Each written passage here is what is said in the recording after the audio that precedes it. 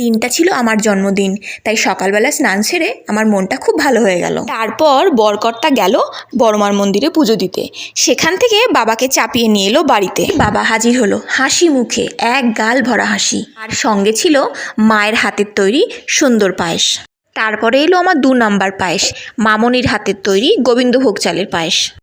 তবে এইবারের আয়োজনটা একটু অন্যরকম ছিল মাছের তেল, ছোট মাছ ভাজা, বড় মাছের ঝাল, পটল ভাজা, ঝিঙে আলু পোস্ত, পুঁই পাতার পোস্ত, ডাল এবং আমার দাদা ভাইয়ের হাতের বিরিয়ানি। তারই মাঝখানে আমার বাবা এবং বরকর্তা দুজন মিলে আমার আলমারিটা নিয়ে পড়েছিল। কিছু একটা দেখেছিল এদিক ওদিক, তাই সেটাকে ঠিক করতে ব্যস্ত হয়ে পড়েছিল। তবে বিরিয়ানি কেমনভাবে হলো তার ছোট্ট একটা গল্প বলি।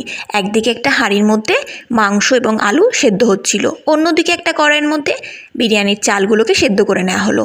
একটা কড়াইয়ের মধ্যে তেল দিয়ে সেখানে পেঁয়াজ, আদা, রসুন দিয়ে তারপরে বিরিয়ানির মশলা দিয়ে, হলুদ দিয়ে, নুন দিয়ে, দই দিয়ে ভালো করে কষানো হলো।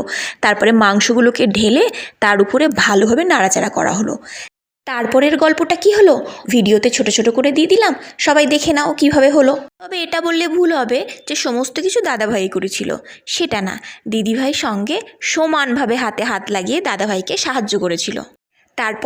তারপরে সন্ধেবেলায় মাথায় টুপি পরে কেক কেটে নিলাম, আর বাড়ির বাকি সদস্যরা হাততালি দিচ্ছিল আর গান গাইছিল।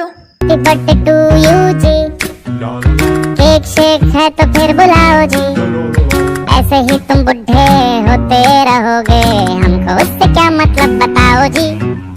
हैप्पी बर्थडे टू यू हाजी, तुम इस पे इतने खुश क्यों हो ऐ भाई, तुम तो बरसों पहले ही निकल चुके हो, तो बर्थडे वाला नाटक ये क्यों है भाई।